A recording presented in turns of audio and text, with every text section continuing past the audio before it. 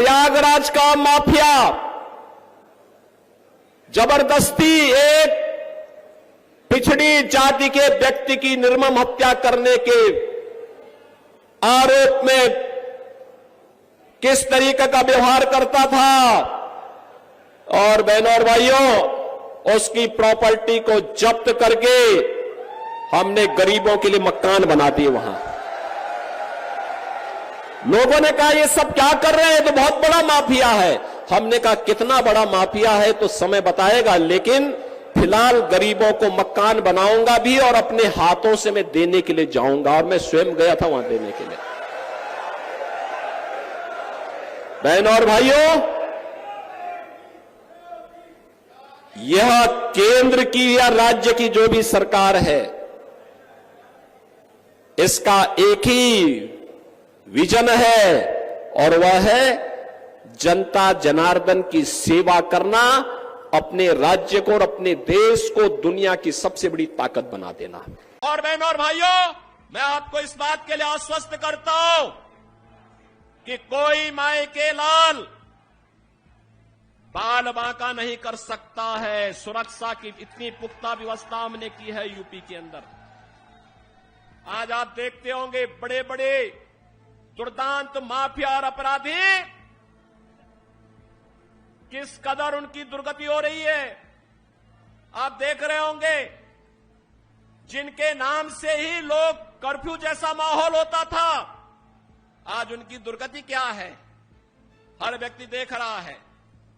इन mafia और अपराधियों की स्थिति क्या है आप रोज सोशल मीडिया के प्लेटफॉर्म को उठा करके देखते होंगे। एक दुर्दांत माफिया ऐसा भी था बहनों और भाइयों, जब समाजवादी पार्टी की सरकार के समय चलता था तो मुख्यमंत्री हो या मुख्य न्यायाधीश, इन सब के काफिले रुक जाते थे और माफिया का काफिला निकलता था। और जब हमने कार्रवाई की उस माफिया के खिलाफ और उसको रगड़ करके कोर्ट के सामने प्रस्तुत किया तो उसकी पैंट गीली हो गई थी। उसकी पैंट गीली हो गई थी। और तब हमने कहा था उस समय उसको, हमने कहा था कानून को रौंदने वाले, आज कानून कितना बड़ा होता है यह एहसास हो रहा है कि नहीं हो रहा है। और निर्दोष लोगों को मारोगे तो मिट्टी भी नहीं मिल पाएगी। और बहनों और भाइयों, इसीलिए मैं आया हूं आपसे कहने के लिए, देखो जिनकी गर्मी हम शांत कर चुके हैं उनको गर्म मत होने दीजिए। अब इस क्षेत्र को विकास की मुख्य धारा के साथ जुड़ने दो।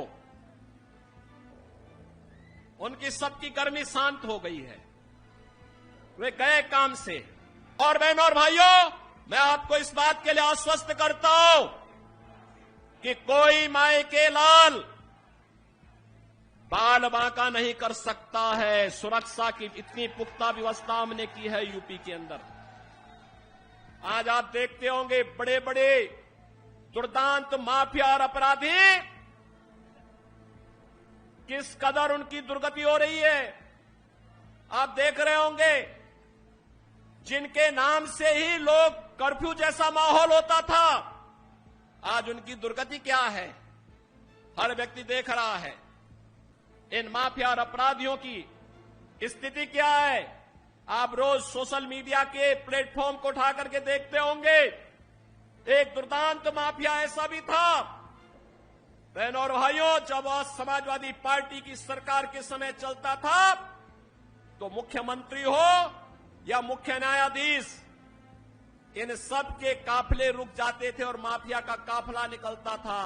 और जब हमने कार्रवाई की उस माफिया के खिलाफ और उसको रगड़ करके कोर्ट के सामने प्रस्तुत किया तो उसकी पैंट गीली हो गई थी। उसकी पैंट गीली हो गई थी। और तब हमने कहा था उस समय उसको, हमने कहा था कानून को रौंदने वाले, आज कानून कितना बड़ा होता है यह एहसास हो रहा है कि नहीं हो रहा है। और निर्दोष लोगों को मारोगे तो मिट्टी भी नहीं मिल पाएगी। और बहनों और भाइयों, इसीलिए मैं आया हूं आपसे कहने के लिए, देखो जिनकी गर्मी हम शांत कर चुके हैं उनको गर्म मत होने दीजिए। अब इस क्षेत्र को विकास की मुख्य धारा के साथ जुड़ने दो। उनकी सबकी गर्मी शांत हो गई है। वे गए काम से।